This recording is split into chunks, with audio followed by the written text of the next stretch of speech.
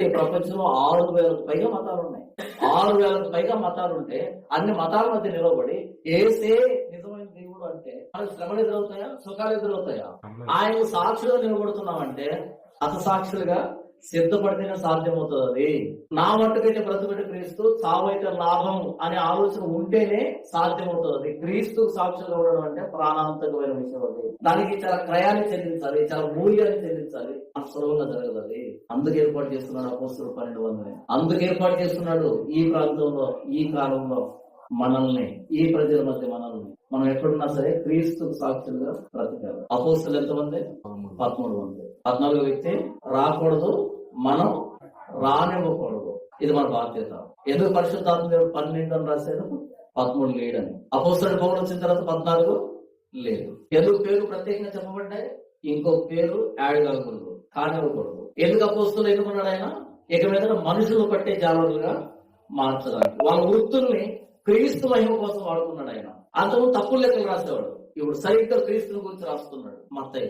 అంతకుముందు మతాభిమాని సీమన్ ఇప్పుడు మతం కాదు, ప్రభువు యేసుక్రీస్తు వారి విశ్వాసం అని ప్రకటిస్తున్నాడు. వారి వృత్తులను మార్చాడు, వారి భావజాలను మార్చాడు, వారి జీవితాలను మార్చాడు.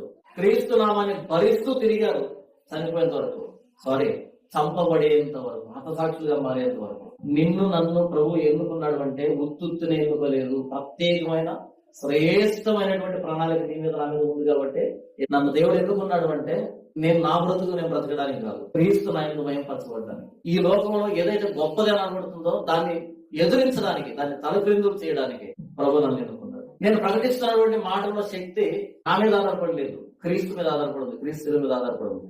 క్రీస్తు శిలువ సువార్తని సర్వ ప్రపంచానికి ప్రకటించడానికి వాళ్ళు అపోస్తలులు. ఆ సువార్త మనల్ని స్పృశించింది, మనం దర్శించింది.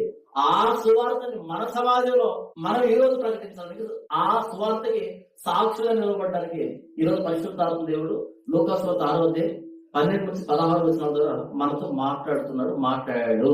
కాబట్టి క్రీస్తు శిలువని భరిద్దాం. ఆ శిలువని భరించేటప్పుడు ఎదురయ్యే ప్రతి ప్రతికూల పరిస్థితిని సంతోషంగా స్వీకరిద్దాం, చిరునవ్వుతో స్వాగతిద్దాం. మేము దీనికి పాత్రులమే, మేము దీనికి యోగ్యులమే. ఆయన నమ్ముకోవడం మాత్రమే కాకుండా ఆయన పక్షాన శ్రమ అనుభవించడం మాకు నిర్ణయించబడిందని సంతోషంగా స్వీకరిద్దాం. జనులు నా నిమిత్తం మిమ్మల్ని నిందించి, హింసించి, మీ మీద అబద్ధంగా చెడ్డ మాటలెల్లా పలుకున్నప్పుడు మీరు ధన్యులు, సంతోషించి ఆనందించండి. ఇది ప్రభు యేసుక్రీస్తు చెప్పిన మాట. కానీ చాలా మంది అడుగుతారు, అన్నా ఇంతమంది ఇలా మాట్లాడతారు కదా మిమ్మల్ని, మీకేమనిపించదా? అనిపిస్తుంది. సంతోషం. ఎందుకంటే ఆయన పక్షాన సాక్షిగా నిలబడ్డాను నేను.